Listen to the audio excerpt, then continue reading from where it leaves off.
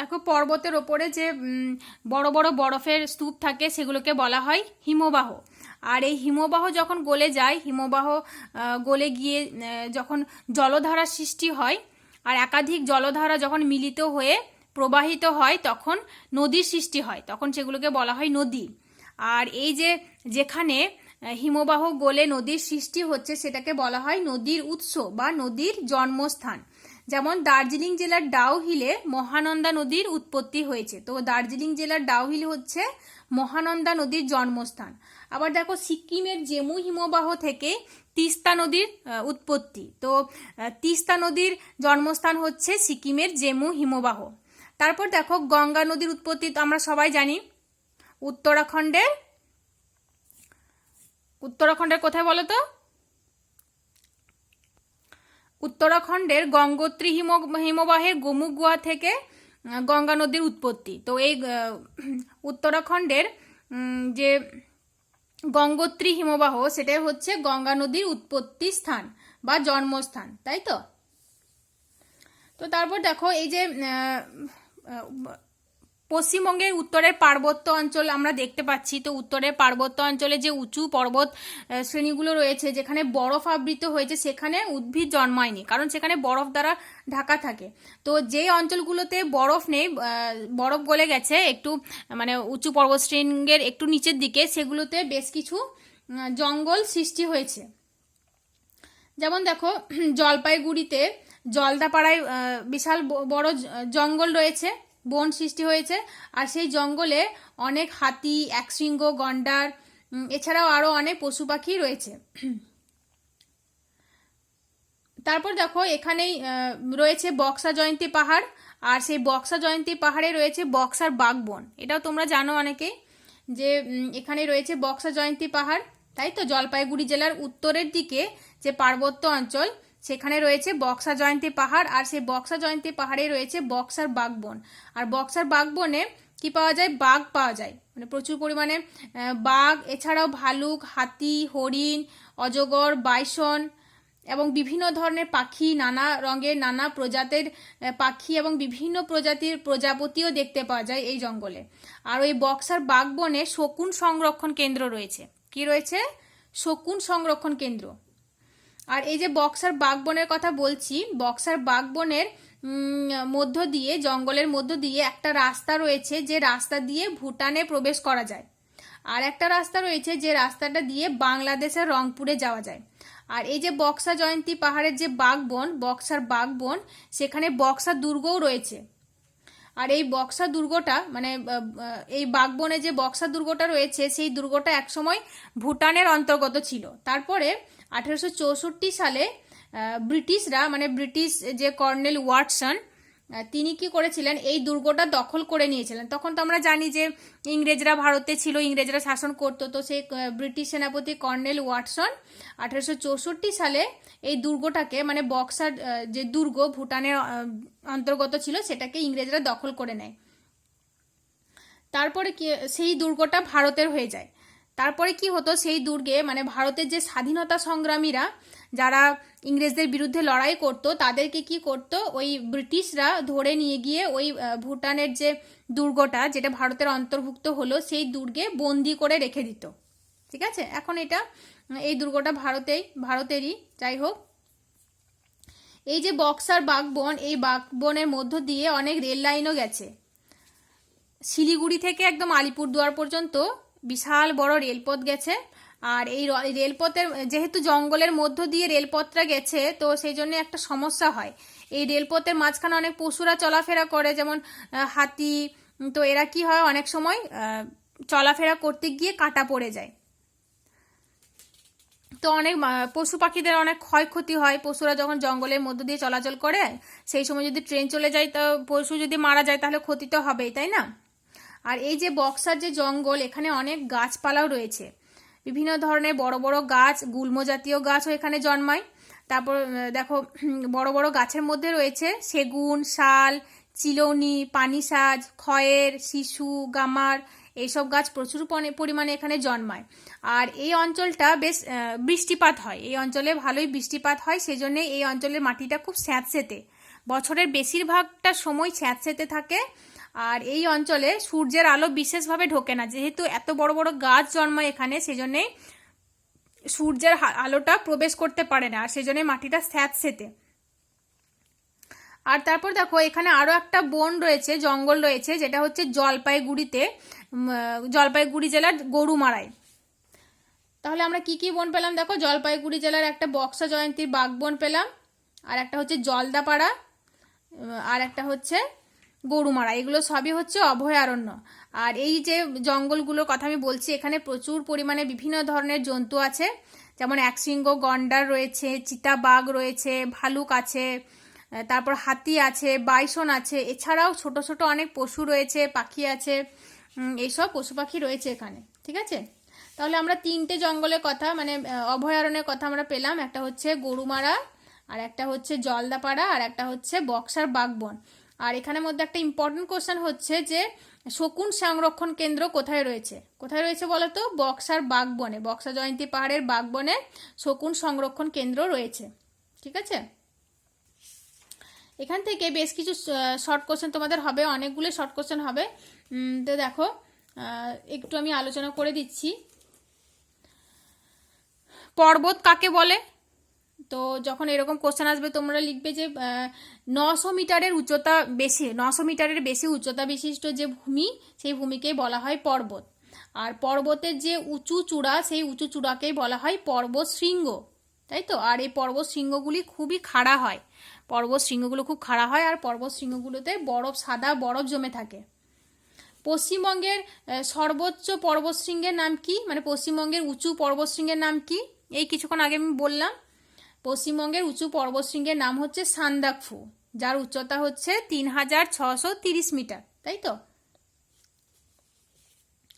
তারপর দেখো তোমাদের এরকম কোশ্চেন আসতে পারে যে নদীর জন্মস্থান কাকে বলে?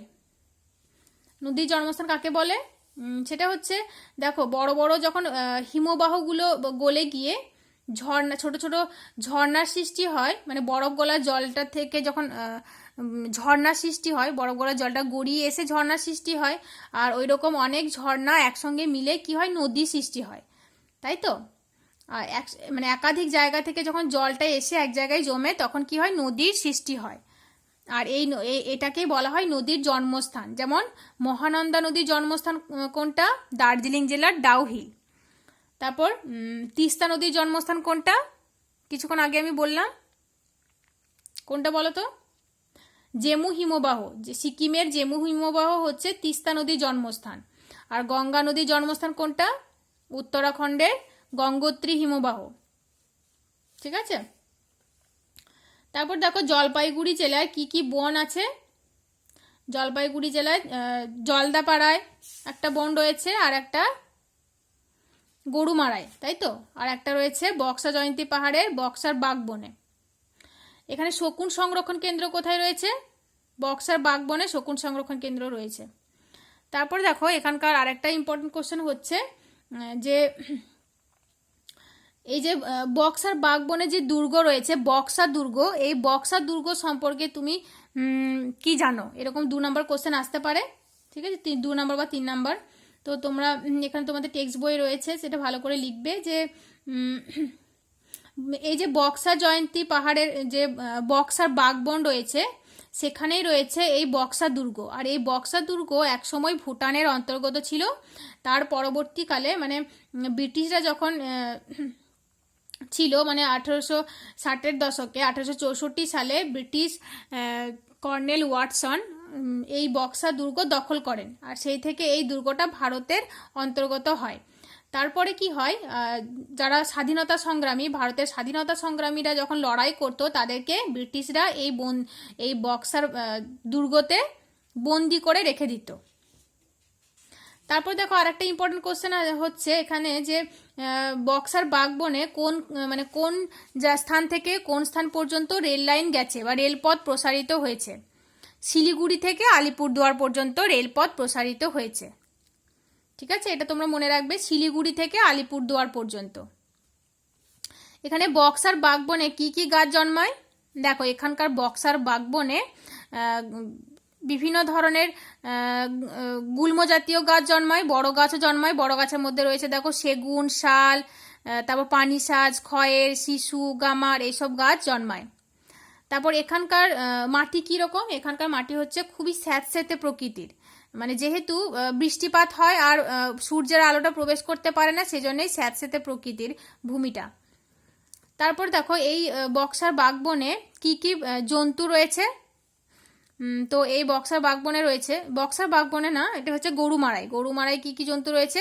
একশৃঙ্গ, গন্ডার, চিতাবাঘ, ভালুক, হাতি, বাইসন, এছাড়াও অনেক ছোট ছোট পশু রয়েছে। ঠিক আছে, তো যে কোশ্চেনগুলো আমি বললাম সেগুলো ভালো করে পড়ো, আর তোমাদেরকে এর আগে আমি কোশ্চেন দিয়েছি সেগুলো ভালো করে পড়ো। ঠিক আছে, তো তাহলেই হবে। আর টেক্সট বইটা ভালো করে পড়বে, আর একটা তোমাদের কাছে আর একটা বই আছে, সেই বইটা ভালো করে পড়ো। আমি দেখো তোমাদের টেক্সট বইয়ে যেটা আছে সেটা একটু আমি বলে দিচ্ছি। দেখো, স্কুল থেকে ফেরার সময় আকাশ পর্বতশ্রেণীর কথা বলল। তো পর্বতশ্রেণীগুলোই উঁচু উঁচু পর্বত শৃঙ্গ থাকে। কোনগুলো পর্বত শৃঙ্গ বলো তো? এই যে উঁচু যে চূড়াগুলো সেগুলোকে বলা হচ্ছে পর্বত শৃঙ্গ, তাই তো? এগুলোকে বলা হচ্ছে পর্বত শৃঙ্গ। তো শৃঙ্গগুলো খুব খাড়া হয়, উঁচু পর্বত শৃঙ্গগুলো সাদা হয়। এই উঁচু পর্বত শৃঙ্গগুলো সাদা হয় কেন বলো তো? কারণ এখানে বরফ জমে থাকে, তাই তো? শেষে বলো, দার্জিলিংয়ে সিঙ্গালীলা পর্বতশ্রেণী আছে, সেখানে পশ্চিমবঙ্গের সবচেয়ে উঁচু পর্বতশৃঙ্গ সান্দাকফু অবস্থিত। আর এই সান্দাকফু পর্বতের উচ্চতা হচ্ছে, এই সান্দাকফু পর্বতশৃঙ্গের উচ্চতা 3630 মিটার। পরদিন ক্লাসে এসব শুনে অন্তরা বলল, ওখান থেকে কোনো নদী হয়নি? স্যার বললেন, ওইসব জায়গা থেকে ছোট বড় ঝর্ণা হয়ে বরফ গলা জল গড়িয়ে নিচে আসে, ওই রকম অনেক ঝর্ণার জল মিলেই তো নদী হয়। অনেক সময় একাধিক জায়গা থেকে জল এসে একটা জায়গায় জমে, সেখান থেকে নদীর ধারাটা তৈরি হয়, আর সেটাকেই লোকে বলে নদীর জন্মস্থান। এমন একটা জায়গা দার্জিলিং জেলার ডাউহিল, যেখানে মহানন্দা নদীর জন্ম, যেটা আমি তোমাদেরকে বললাম সেটাই স্যার বলছেন। তারপর দেখো আকাশ বলছে যে, আকাশ বলল, দার্জিলিং যেতে গেলে তো পর্বতের বনের মধ্য দিয়ে যেতে হয়। জলপাইগুড়িতে জলদাপাড়ায় বন আছে, সেখানে অনেক হাতি, একশৃঙ্গ, গন্ডার এসব আছে। এই অঞ্চলে আর কোথাও বন জঙ্গল নেই? স্যার বলেন, হ্যাঁ ঠিক বলেছ, পর্বতে ওঠার পথে সর্বত্রই কম বেশি বন আছে।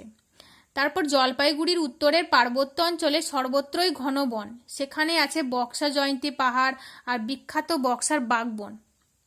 আয়ুব বলল, ওখানে বাঘ ছাড়া আর কোনো জন্তু নেই? স্যার বলেন, হ্যাঁ, ভালুক, হাতি, হরিণ, অজগর, বাইসন এসব আছে। তারপর নানা রকম পাখি, নানা রঙের প্রজাপতিও দেখা যায়। এর মধ্যে শকুন সংরক্ষণ কেন্দ্রও আছে। এই জঙ্গলের একদিকে ভুটান যাওয়ার রাস্তা আছে, আর একদিকে যাওয়া যায় বাংলাদেশের রংপুরে। এখানে আছে বক্সা দুর্গ।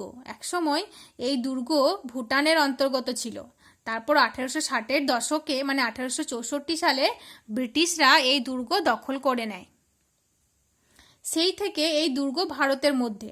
পরে যারা ভারতের স্বাধীনতার জন্য লড়াই করতেন, তাদের অনেককে ব্রিটিশ সরকার এখানে বন্দি করে রাখত। আকাশ বলল, এখান দিয়ে রেল লাইন গেছে? স্যার বলেন, হ্যাঁ, জঙ্গলের বুক চিরে দীর্ঘ রেলপথ গেছে, শিলিগুড়ি থেকে আলিপুরদুয়ার পর্যন্ত। পশুরা এই রেল লাইনের চলাফেরার পথে মাঝে মাঝে কাটা পড়ে। এখানে কি গাছ বেশি আছে? স্যার বললেন, এই জঙ্গলে নানা গাছ ও গুল্ম জন্মায়। সেগুন, শাল, চিলৌনি, পানিসাজ, খয়ের, শিশু, গামার এইসব গাছ খুব দেখা যায়। খুব বৃষ্টি হয়, স্যাঁতস্যাঁতে ভাব থাকে বছরের অনেকটা সময়, সূর্যের আলো বিশেষ ঢোকে না। মালতী বলল, জলপাইগুড়িতে আর একটা বন আছে গরুমারায়, সেখানে কোন জন্তু আছে বলো তো? তখন স্যার বললেন, ওখানেও একশৃঙ্গ, গন্ডার, চিতাবাঘ, ভালুক এসব আছে। তারপর হাতি, বাইসন এসবও আছে। তাছাড়া ছোট ছোট অনেক পশু আছে।